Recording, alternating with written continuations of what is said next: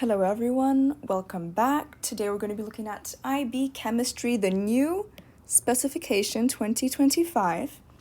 We're looking at structure 1.1, topic 1.1.2. The kinetic molecular theory is the model to explain physical properties of matter, solids, liquids, and gases, and changes of state. Now, how do we, better yet, what are the properties of a solid? So, the particles in a solid are tightly packed together in fixed positions. This is what gives them their fixed volume and shape.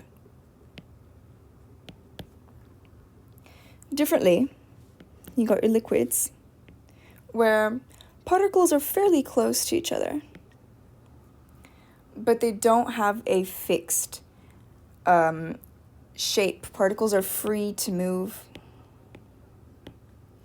or better, they can move more freely. So they have a fixed volume, but they don't have a fixed shape. This is why, you put liquid in a container and it just takes up the shape of the container. It's still 50 milliliters of liquid in both, but the shape changes. Now, if we look at a gas, here particles move far apart from each other, and they're able to move past each other as well. And they move in random directions. They move randomly in all directions. Some of you might know this as Brownian motions.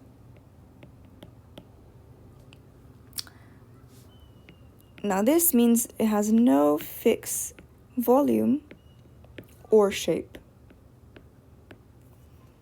Now let's look at our changes of state. So you have your solid, your liquids, and your gases. So solid to liquid, as we hopefully know, that would be melting. That's like your ice in your cup. Liquid to gas, that's evaporation. Gas to liquid will give us condensation. This is what happens in your car windows when you got the AC on inside and it's summer outside. You got the AC real cold. It's 40 degrees out. You get that nice little water. That's your condensation. Liquid to solid, freezing. Self-explanatory. So, solid to gas. What is this? This is sublimation. This is something that you will often see in your group 8, in your noble gases, because their boiling points and their melting and boiling points are quite close to each other. So quite often, you'll skip melting and go straight to boiling when it comes to these elements. Now, gases to solids, this will be deposition. Similar example. You'll also see this in your, in GCSEs you call them group 7, but I forgot what you call them in IB. But you'll see it in those elements as well. Now, solids, liquids, and gases. Let's take a quick look at state symbols. This is just what you need to use when you're writing out your equations, your formula, right? So, solids, solids to lowercase s. For your liquids, erased that a bit. For your liquids, you'll have our lowercase l. That's an L, not an I. And for gases, you'll have a lowercase g. And now we have solids, liquids, and gases, but there's also something else that we need to know, which is an aqueous solution. Now, what is this? This is essentially when you have something that's dissolved in water. So let's get an example of this. So calcium oxide and water. So calcium oxide would be a solid, so we'll put this in brackets next to CaO. And and water is liquid. Now, when these two react, we get calcium hydroxide, which is an aqueous solution, as we have a solid that dissolved in water. Now, let's look at explaining changes of state. Let me draw a nice graph so that's nice and easy to understand.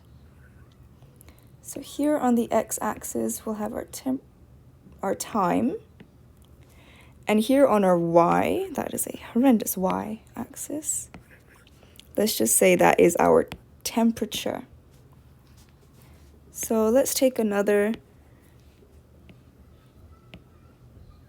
moment to use our favorite example, H2O. So you might be wondering, as temperature increases, wouldn't it just be like that? Wouldn't the graph just look like this? No, it will not. So here we have our diagonal lines.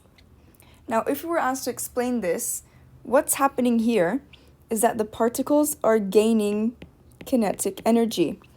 So they start to vibrate more quickly. But it gets to a point where these particles, they've gained enough energy, they're vibrating enough that energy breaks the forces of attraction between molecules. And that's what's happening here in these lines that are parallel to the time axis. And if we're to think of it, right? So we've got H2O, and let's take CH4 as an example. So a higher boiling point indicates stronger intermolecular forces. So here we have water, here we have methane. So they're similar in size, or in other words, they have a similar MR, but water has a higher boiling point than methane. I can't tell you off the bat what the boiling point for methane is, but it is a gas at room temperature, whilst water, as we know, is a liquid at room temperature.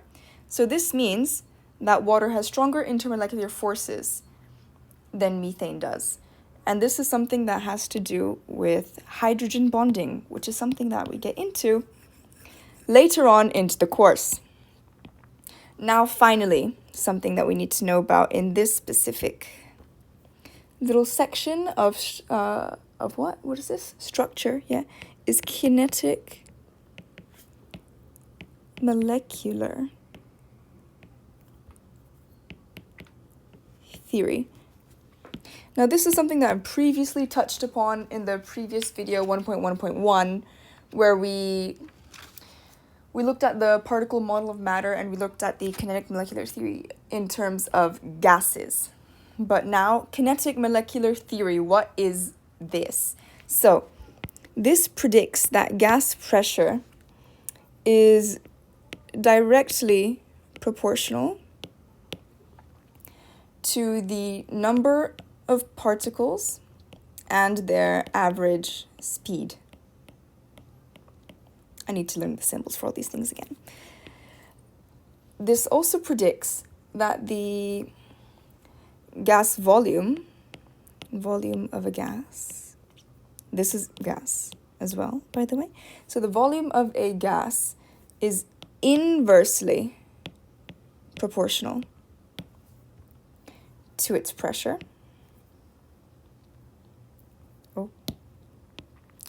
And finally, this also predicts that the temperature of a gas is directly proportional to its average kinetic energy. So there are certain assumptions in this theory which we can think of as limitations. Limitations. Apologies for my spelling. Why limitations? Because we know that this is not true.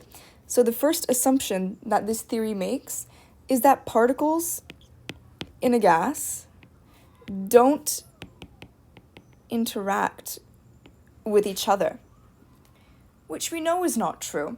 We'll have particles colliding against the walls of its container. Particles will collide against themselves as well. That's just how it works. We know that this isn't true. And the second assumption that is made is that particles are point masses without size or volume.